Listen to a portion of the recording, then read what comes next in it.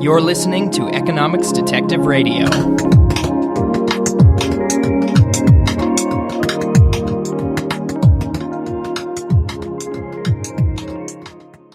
Today we've got 100% more Garett than usual because my guest is Garett Jones. Garett is a senior scholar and BB&T professor for the study of capitalism at the Mercatus Center and an associate professor of economics at George Mason University. He is here today to discuss his new book, Hive Mind, How Your Nation's IQ Matters So Much More Than Your Own. Garett, welcome to Economics Detective Radio. Great to be here. So how about you start by summarizing the main thesis of your book? Sure. Well, the basic finding of a lot of labor economics is that your individual IQ score, your individual cognitive skill score, whatever you want to call it, only really has a moderate to weak relationship with your personal wages. So a lot of people look at that fact that there's a sort of more or less a weak link between IQ and wages and say, well, maybe IQ doesn't matter that much. Maybe these, whatever it is that IQ is testing, whether you want to call it intelligence or math and reading skills, maybe these things just don't matter that much at the aggregate level. But when I ran some IQ tests, when I compared across countries to see how IQ type scores predicted economic productivity about 10, 12 years ago, I found that there was a really strong relationship across countries between a nation's average IQ score or a nation's average math, science, and reading score and your country's productivity. So it looked like your nation's IQ mattered a lot more than your own. So as an economist, I started thinking about that as a puzzle, and puzzles are fascinating to economists, especially when something looks like it matters more for a group than for an individual. So economists like to call that an externality or a spillover effect. So that began my more or less decade-long quest to look into where there might or might not be externalities, good benefits from being around smart people. So that's really what the heart of the book is about. I start off by presenting what I call the paradox of IQ, where it looks like your IQ doesn't matter much for your wages, and then, but it does matter a lot for your nation's productivity. And I start with that paradox and then try to resolve it through the rest of the book. And I document what evidence for what I call the 5 main channels of the hive mind. The first is that smarter people tend to be more patient, according to a variety of psychology and economic studies. And patient people save more and build up more capital. Smarter groups are more cooperative, according to a variety of different kinds of experiments, both formal game theory experiments and informal negotiation experiments. And cooperation is a big part of good businesses and good government. Smarter people tend to be better informed voters, and they're more likely to see the invisible hand, and on average seem to be more likely to support market-oriented policies. And of course, supporting market-oriented policies is a key way of making the nation rich. And then the final channel is that smarter groups are probably make more productive team members. A lot of the economy, I think, today is about making very fragile kinds of output where team skills matter a lot, where one mistake can destroy the whole value. And there's a great theory created by the Harvard economist Michael Kremer that shows how in settings like that, skills can matter much more for the group than you would think. And then multiplying all of those is the story of peer effects, which social psychologists and sociologists have found in many areas of life, where if you're around people with certain traits, you tend to adopt just a little bit of those traits yourself. So the peer effect means that if you're around people who are more patient, more cooperative, and better informed, you're likely to be at least a little bit more patient, cooperative, and better informed. So those are the 5 channels. And they all help explain why your nation's IQ can matter so much more than your own. So that's all of those really seem very plausible, and they fit with our sort of everyday experience of being around smart people or, working in teams or groups with smart people. But I think the biggest potential criticism of the theory is that maybe the causal arrow just goes the other way, that rich societies allow people to score very highly on IQ tests, but maybe the IQ itself is not what makes them rich. How do you deal with that criticism? Well, the easiest way is to look at people within a country who differ, who look outwardly similar, but seem to differ just in IQ scores. So, and psychologists and economists have done these kinds of experiments for decades, actually for a century now, if you count psychologists. And so people who do better on IQ-type tests, at least in the rich countries, seem to have faster reaction times. They seem to have better memories. They seem to be able to hold more facts in their mind at once. They actually, according to MRI research, appear to have larger brains on average. So these concrete measures suggest that there's something about people who do better on cognitive skill tests, whether we call them IQ tests, math, science, literacy tests. And those are things that a common sense person would say, yeah, you're probably more productive if you have a better memory. Yeah, you're probably more productive if you have more information in your mind. And so that's one way of checking to see on a common sense level if IQ actually does predict genuine worker skills. And of course, another way it predicts worker skills is that IQ tests pass the market tests. There's a vast empirical literature in human resources showing that there's no better way of predicting a worker's performance than that person's IQ test. So you're looking just at people within a country, often just people who are applying for jobs at the same company. And you can find out that in the long run, people who do better on IQ type tests genuinely do perform more. So it's hard to argue that that's any kind of reverse causation. You can use somebody's high school IQ test to predict how much the free market will be paying that person decades later.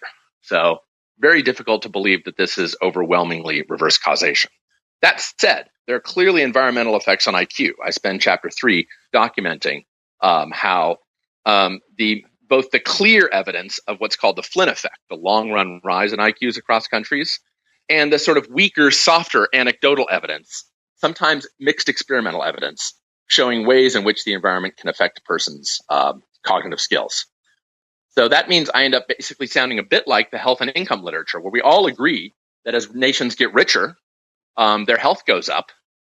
But we also tend to think that if a person becomes healthier, that person will be more productive. So I wouldn't call this a problem of reverse causation. I call it the promise of joint causation, the promise of a virtuous cycle. I call this in the last pages of the book, I call it the Flynn cycle, after Jim Flynn, the man who first documented the rise in IQs across countries. I think it's entirely reasonable to believe that as nations if we can find ways to raise IQs in poor countries through lead abatement, through better nutrition, through iodine supplementation, that nation will become a little bit more productive. And when they get a little more productive, they'll become a little bit healthier. And when they become a little bit healthier, their IQ scores will rise a little bit, which in turn will make them more productive. So we have a virtuous cycle, not reverse causation.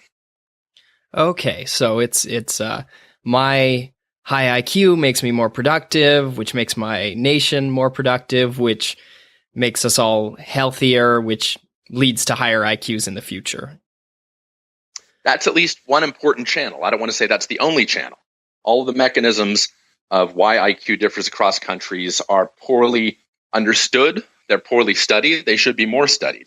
One of my hopes in the book is to make it more politically acceptable, more socially acceptable for researchers to do work into why IQ scores differ across countries. I discuss fairly frankly the difficulty of doing research in this topic in chapter 3, and I hope that future researchers don't have to feel as cautious and reluctant to do work in this incredibly important area.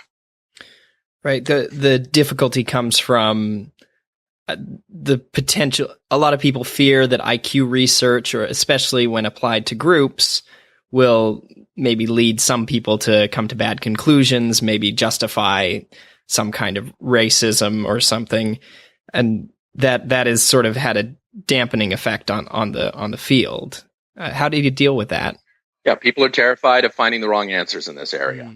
Jim Flynn, a progressive activist himself, he discusses I actually quote some of his previous work on this, where he says that he himself, he's done a good job in his research sort of knocking down some theories, some genetic theories of why IQ might differ across countries.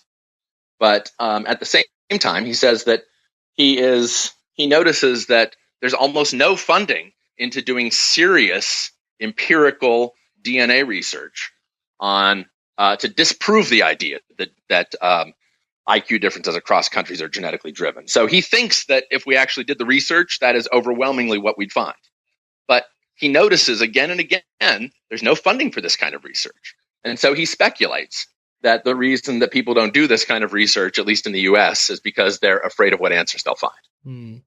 So the central idea here, or the paradox, is that IQ, you find lots of ways that IQ is very important, but somehow the high IQ people aren't capturing the full amount of their value. Indeed. Why might that be? Well, a key lesson of my book, if my story is right, is that the people around us are mostly externalities. They're mostly net spillovers, for good or for ill. And so one reason is because the simplest one is the voting channel. So when I vote, I either am helping people around me or I'm hurting people around me. Your vote is a decision to change the world around you. The vast majority of that effect does not come back to you. It comes to the people around you. So voting is all about spillover effects. So, if you want to live in a town with great, if you want to live in a town with policies you like, the easiest way is to move to a town where the voters support the policies you like, right? So voting is the simplest case. Another example, though, does come from the patience channel. There's a widely documented puzzle known as the Feldstein-Horioka puzzle, which shows that across countries, nations with high savings rates tend to have high investment rates. If people put a lot of money in the bank in that country, disproportionately, the money tends to stay in that country rather than flowing around the world to its highest use. This is a bit of a puzzle. There's a lot of debates over why the puzzle exists, but it seems to be true. So if you have more patient neighbors around you who save a lot and put money in banks, a fair amount of that money is actually going to stay in your country. So choosing your neighbors means having patient neighbors means you're likely to be able to find it easier to borrow money when you have a good project yourself. Right.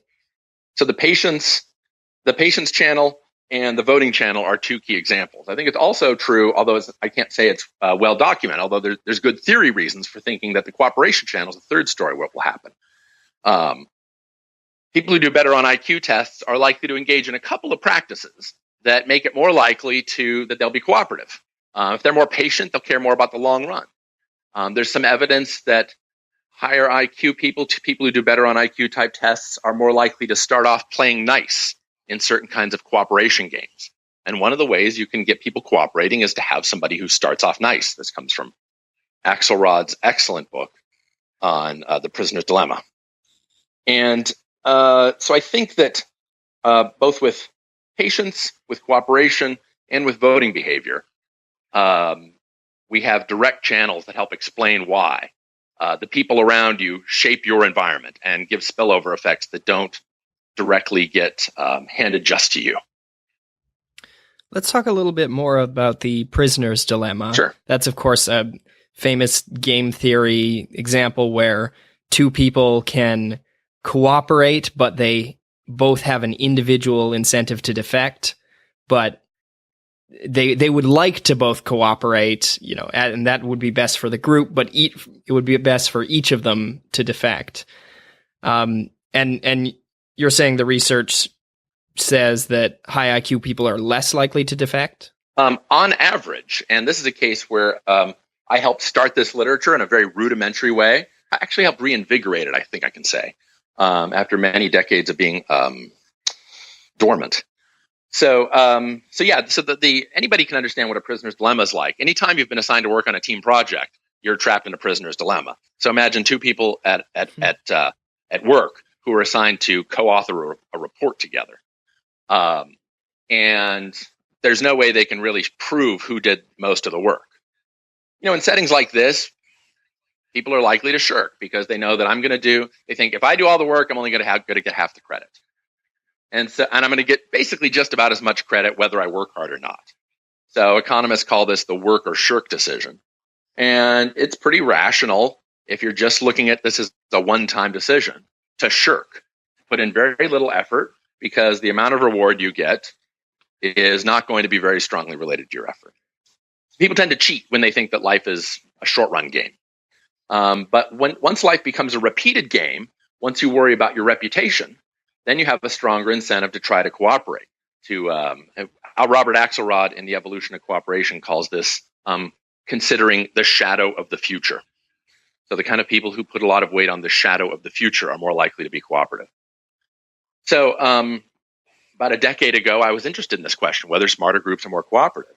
And I didn't have the tools to do laboratory research at the time. So I did the next best thing. I had a research assistant.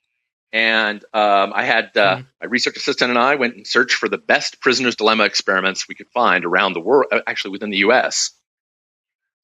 And we recorded the cooperation rates on these games and then looked at the average SAT or ACT scores of these schools. And we found that on average, people who were at high SAT schools tended to be more cooperative than people in low SAT schools. So smarter groups, in the sense of smarter universities, tended to be more cooperative. And that was just a very rudimentary test. In later research, one paper that I co-authored and another paper by Aldo Rusticchini and his co-authors, each separately found that when you ran a repeated prisoner's dilemma experiment at a university, you gave everybody IQ tests, it turned out that smarter groups were more cooperative, although smarter individuals were not. So it's not that nice people are suckers. It's not that smart people are suckers. It's that smarter people who do better on cognitive tests, are in groups more likely to find a way to think win-win. I call this Coasean intelligence, drawing on the idea of the famous Coase theorem in economics, the idea that win-win thinking is the key to solving a lot of life's problems. So some people say that intelligence is Machiavellian. It's about being shrewd. It's about stabbing somebody else in the back. Certainly true in some cases. What I and others have found evidence for in recent years is that intelligence, in groups at least, is Coasean. It's a tool to win-win thinking. We have something in economics called the Folk theorem that says you can coordinate on Pareto optimal solution to an iterated problem so long as you're patient enough. Indeed. And that's one of the tools I think that's probably at work here. I can't say it's the only one. And I have to say, when I formally tested that theory in a paper, that theory didn't do well at all. But the channel's so strong, it's going to show up somewhere. So much of economic theory, both Axelrod's version of it, the more sort of informal theorizing, and then the formal math theorizing, both show that there's a big role for patience and thinking about the long run as a way to get cooperation. So when these high IQ groups of people were getting together and doing the prisoner's dilemma, was this like a blind experiment, or did they get the chance to talk to each other and maybe negotiate? Well, in the one that we ran, people were just sitting at computer terminals. And somebody once asked this, somebody once asked this, I can't remember where the setting was, but somebody said, did the people know their opponent's IQ score when they were playing? Was it like displayed on the computer screen or something? And we said, no, actually, there was no way for them to know because they took the IQ test after they played the game. So yeah, totally blind in our setting. The Rusticchini experiment, I don't recall the details, although what they did have people do is they had them take an IQ test one day, and then I believe unbeknownst to them, they were asked to come back in separate groups a couple of days later to play the repeated prisoner's dilemma game. The higher scoring folks were in one group, and the lower scoring groups were in another. I suspect, given the way we tend to run these experiments, people weren't told what group they were in. So our two experiments, these are, in our experiment explicitly, there's no way people could have known who they were up against or what was going on. So it was, and it does fit what has been found in other informal negotiation experiments, where in the typical experiment, not every experiment, typical experiment, smarter groups are just better at win-win thinking when they're in just sort of a loose, structured negotiation. They're less likely to turn into bitterness and recrimination, if I can put it that way. Okay, so all they could see was whether the other people they were paired with through the computer terminal happened to be cooperating or not. Yes. And yet the high IQ groups, maybe because of how things worked out in the first few rounds and how they responded to them, managed to end up more often in the cooperating equilibrium. Yes, that is what happened. It turned out that there was somewhat strong effects in the second round, where the people in the second round were looking at what happened in the first round, and people who did better on the IQ tests were more likely to play cooperate, were more likely to reward good with good in the second round. And that may partly be because they just sort of figured out what the game was about. So Axelrod in Evolution of Cooperation says part of how you sustain cooperation in a group is just having people know what the rules are. And one of the things about people who do better on IQ type tests is that they're just more likely to pick up on stuff like rules of the game. I've been an RA running econ experiments, and I can attest to that it's really hard to design an experiment if you have any sort of level of complexity that people will actually understand. Yeah, I mean, I think that's why good economics experiments have a couple of trial rounds first to let people figure out the rules of the game and see what's going on. Right, and you can do that so long as you're not trying to test their understanding, in which case you have to go blind. Exactly. So Vernon Smith calls that ecological rationality, or that's a form of what he calls ecological rationality. People sort of start behaving smarter as a group, but sometimes they have to figure out what the rules are in a sort of haphazard, entrepreneurial way for the first few minutes. So let's move to something you talk about in your writing is Oring technologies. What is an Oring? Well, this is something where I'm drawing on Michael Kremer's excellent model, the Oring theory of economic development. And he says that tragically, he uses the tragic example of the Space Shuttle Challenger's explosion to draw an economic lesson. So the Space Shuttle Challenger took off just a few minutes after takeoff, and it exploded just a few minutes after takeoff. And later, it was found that the reason it exploded was because of one small rubber O-ring, maybe 2 or 3 inches around, 2 or 3 inches across. And that was one little rubber gasket that prevented hot gas from leaking out. And once that rubber O-ring failed, the entire space shuttle and the entire crew was killed. So one small mistake led to massive disaster. He uses that as an analogy for a lot of modern production processes. That in a lot of modern production processes, think of computer chip manufacturing. If there's just one small mistake anywhere along in the production process, the whole thing becomes worthless. You just throw it out. We see this with remaindered clothes. High-end clothes that have just a small streak or a small some thread sewn the wrong way will be sold for 1/5, 1/10 of the original price. So I tend to think of it as high-end legal work. Corporate mergers are settings like this, where one word, one phrase left out of thousands of pages of contracts can lead to billion-dollar lawsuits. So a lot of the modern economy, especially at the commanding heights of the economy, is probably a lot like the space shuttle, where one small mistake can lead to massive catastrophic disaster. So Kremer draws on this analogy, and he starts with that something which you might think is a common sense insight, but then he notices what will endogenously happen. What will the invisible hand do in settings like this? Or indeed, what would a rational corporate manager do just on his own? What'll happen there is that you'll tend to have the best workers working together with the best workers on some projects, and weaker workers working with weaker workers on other projects. So there's a strong incentive to have what we'd call sorting on worker skill. The best work with the best, the 10th best work with the 10th best. And that has massive implications for sort of what the economy looks like. So you have some people, the top firms, it's sort of a story for inequality. It's a supply side story of inequality.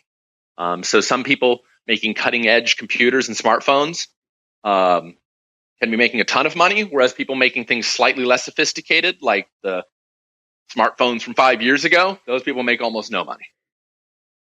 So the O-ring story is a story for why having the best workers on front matters a lot, especially with frontier technologies.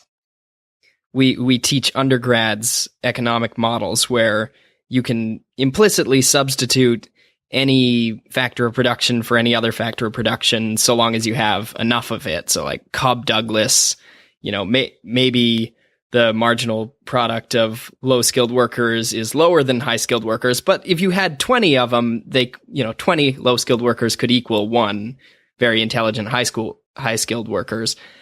But what you're saying is 20 low-skilled workers would make a failed O-ring and would have, potentially negative marginal product. So there's just no way in many of these cases to substitute the low IQ worker for the high IQ worker. Exactly. Mainstream economic theory, indeed mainstream U.S. government statistics, implicitly assume that workers with less education are, in a sense, a perfect substitute for workers with higher education. You just throw more bodies at the project. If you throw enough bodies at the project, it'll get done just as well.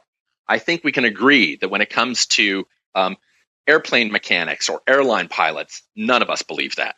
Nobody thinks that 2 mediocre airline pilots is just as good as 1 great one, right? Because mediocre airline pilots are likely to make mistakes, and that's likely to lead to absolute catastrophe. So nobody thinks, hey, we can just throw a lot of mediocre airline mechanics onto working on this project and it'll be just fine. At the end of the day, you still need a couple of people who are excellent, at the very least, checking everyone's work. Sometimes there really is just no substitute for quality. And that it leads to something that looks a lot like increasing returns to skill. It might not technically be increasing returns to skill, but it looks a heck of a lot like it.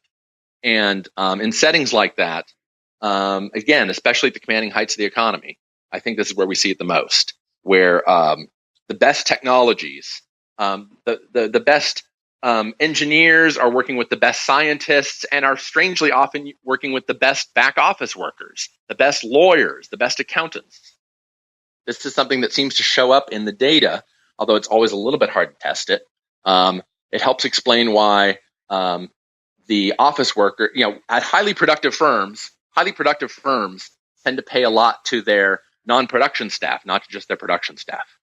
And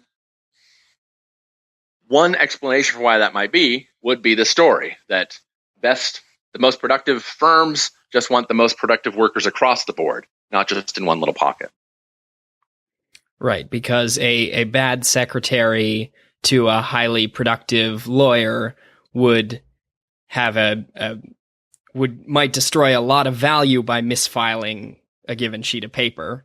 Indeed. Whereas if she's just secretary to the low-level public appointed defender attorney, then it's not as big a damage, not as much damage for misfiling that paper. At least most of us wouldn't consider that, right? It's not going to be $1 billion loss, a $10 billion loss at risk if somebody files something 2 days late, if somebody leaves half a page off of a document. There's some settings where people will just wave that through, and there's some settings where people just won't. So the O-ring story is a story for why skills could matter a lot at the group level. And part of what I contribute to in the paper is a story where part of what I do in the book is I worked through a model that I did a math version of years ago. I do an informal version of it in the book, and I show how, well, maybe not all jobs are like the O-ring technology. Maybe some are, and maybe some are like the traditional Cobb Douglas story, where you throw enough bodies at it and the job will get done. I tend to think that lawn mowing tends to be I always throw that out as an example. You throw enough bodies at the project of mowing a lawn, it'll get done. It'll eventually get done pretty reasonably. So if there are two kinds of jobs within each economy, then what'll tend to happen is that these slightly less productive workers will say, hey, we're not going to work in an O-ring technology because we'll just end up making, crummy electronic watches that sell for $8 at the mall. We're not going to make a living doing that. Instead, we're going to mow lawns. We're going to run restaurants. We're going to do babysitting. We're going to, maybe do mid-level legal work for folks. Things where technology, where skills aren't totally crucial, where they're helpful but not absolutely crucial. And I call this the foolproof sector of the economy.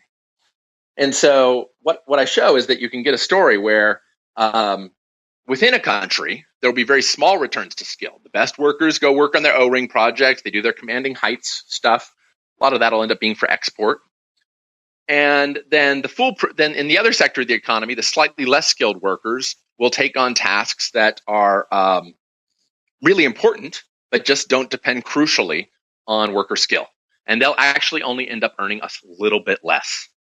But across countries, when workers differ in skill, what you'll find is that within a country that's a little bit lower skilled, those workers are sitting there and they're like, well, the best option for us is the Oring option, but we're not going to be nearly as productive as the people in the rich countries. So we really are going to be the ones making crummy electronic watches, even though we're only a little bit less skilled. If we can move to a rich country, we'd be making a ton more because we'd be doing mid-level legal work or lawn care or restaurants in that country.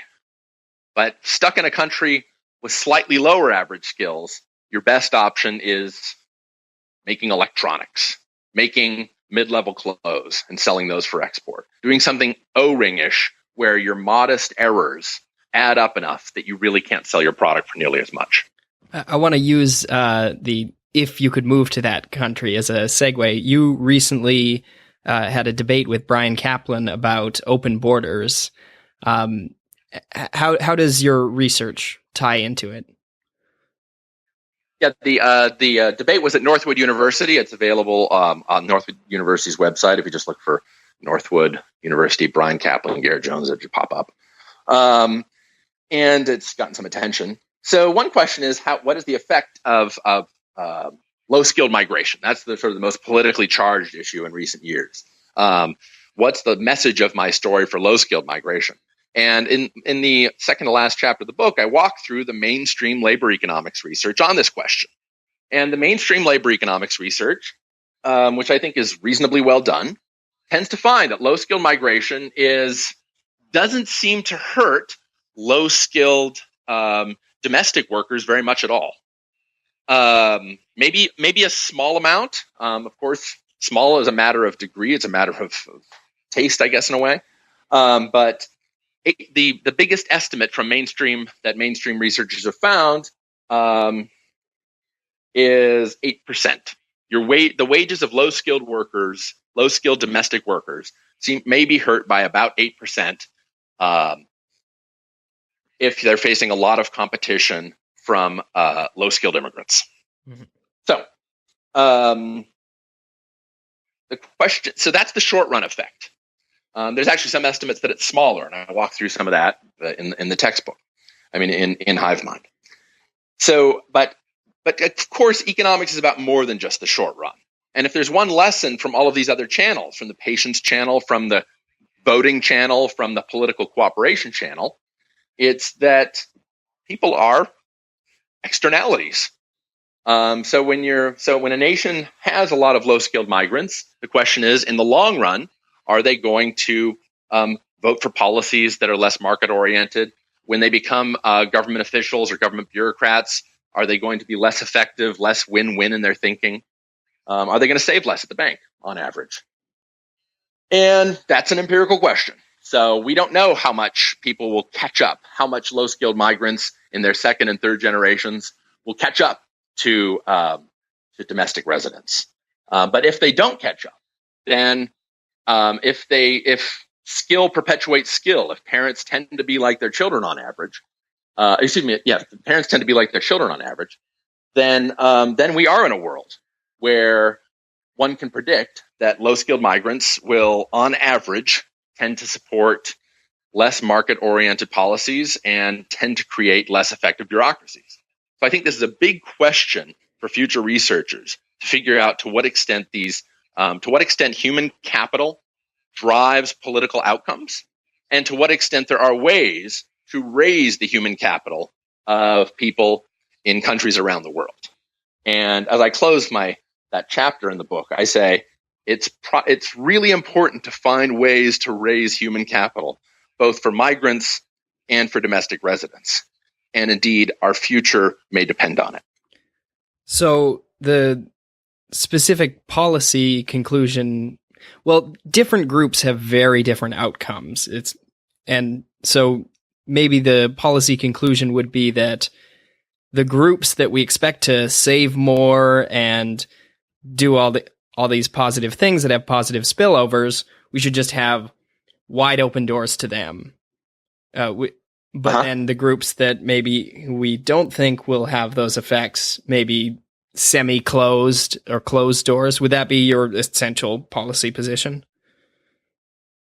Well, as I say at the introduction to the book, my story isn't about explaining everything across countries, just half. So, you don't want to base your entire immigration policy just based on test scores, whether you call them IQ scores or math science scores. So, but it should be one input, right? It should be one input among many. And, like most economists, I'm a marginalist, right? I'm not going to switch from closed borders to open borders. I'm going to ask the question, should we open the borders a little bit more or tighten them a little more? Should we be a little more selective based on human capital or a little less selective based on human capital? So the answer is pretty clear from my research, right? All of the things that I point to give you a reason to be at least a little more concerned in the long run about human capital.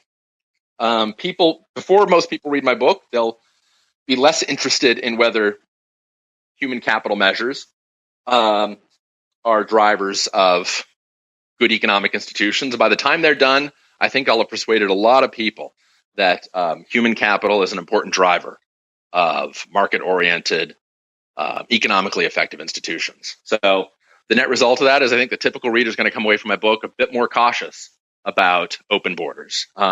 My colleague Robin Hanson at George Mason, he's an economist. He read my book and he blogged about this. He says that after reading his book, he became slightly more cautious about supporting open borders. And I think that's the way, the sort of Bayesian way of updating your beliefs based on the information in the book. I'm really surprised at how little research there is into human capital as a driver of institutional quality. So education measures are a crude measure of institutional quality. Education measures are a crude measure of human capital. I think these test score type measures are better measures, not perfect. And I really think that those of us who are interested in where prosperity comes from, and those of us who are persuaded that markets matter a lot for this, should do a lot more research and build a lot more policies based on the question of where good institutions come from.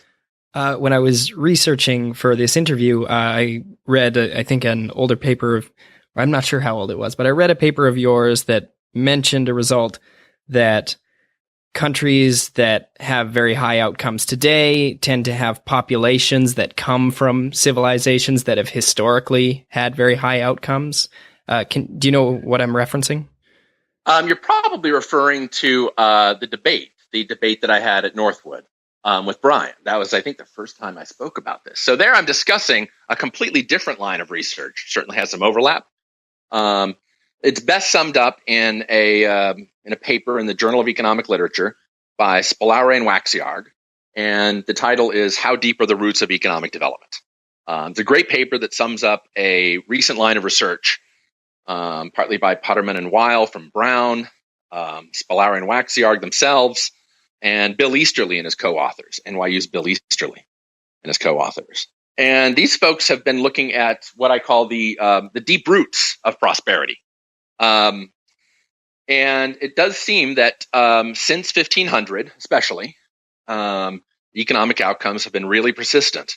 The countries that tend to be rich today, with the exception of a couple oil resource-dependent countries and some communist countries, by and large, countries that are rich today are either in Northwest Europe, East Asia, or they're heavily populated by people who migrated from those regions.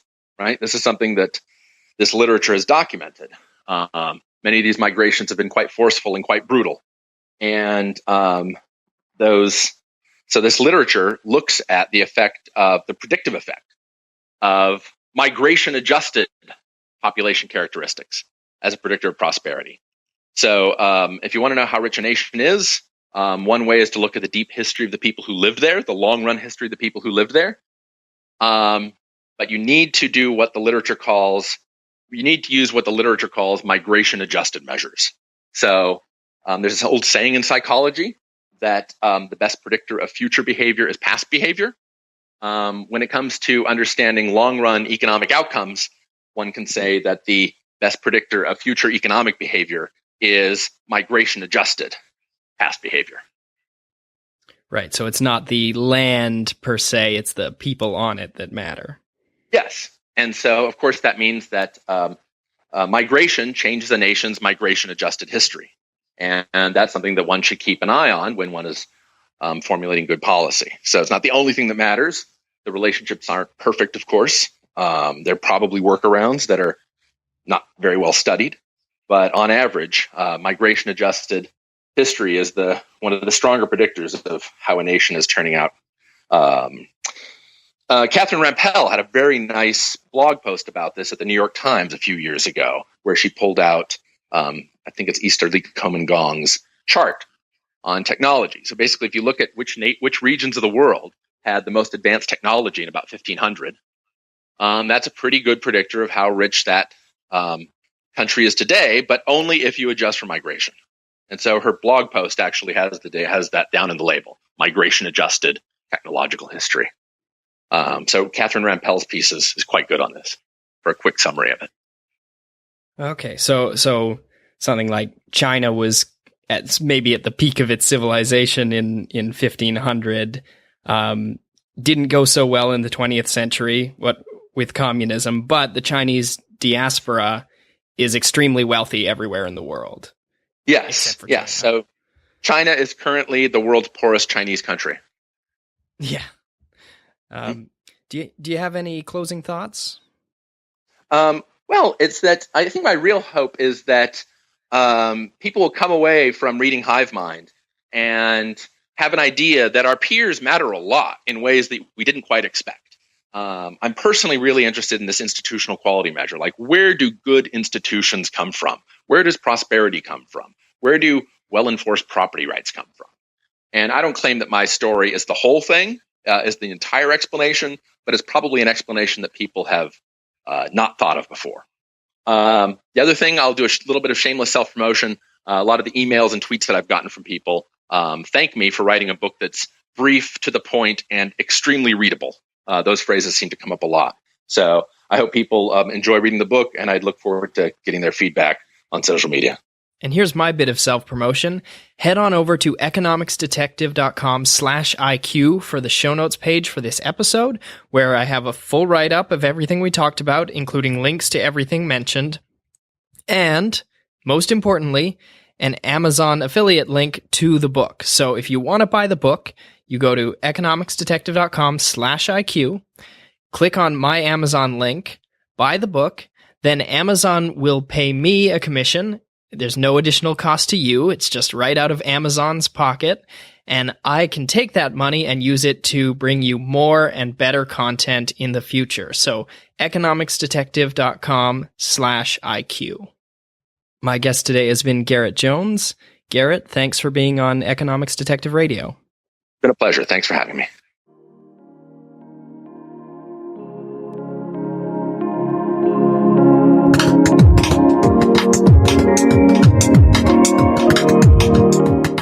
If you want to support the podcast, there's two great ways to do it. Of course, I mentioned earlier in the episode, you can go to the show notes page, economicsdetective.com/IQ, and click through the Amazon link if you're interested in buying Garett's book. I certainly am. It seems like a very interesting work and something that has been getting a lot of attention from a lot of the people I respect. That's why I was so excited to bring him on to this episode. The other great way is to go to our Patreon page. You can get there through economicsdetective.com/support and click on the Patreon link. Patreon is a service that lets you support content creators who bring you free content through the web through a recurring donation.